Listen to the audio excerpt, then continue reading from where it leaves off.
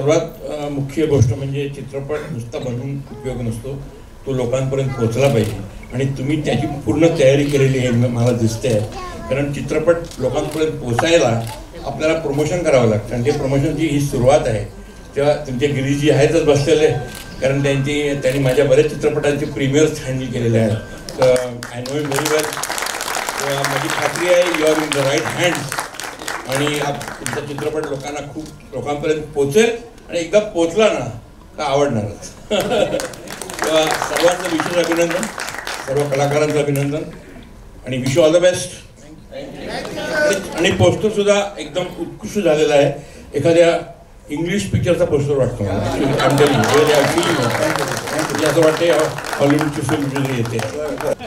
कमालीचा confidence with precision of a surgeon. नाही खरंच.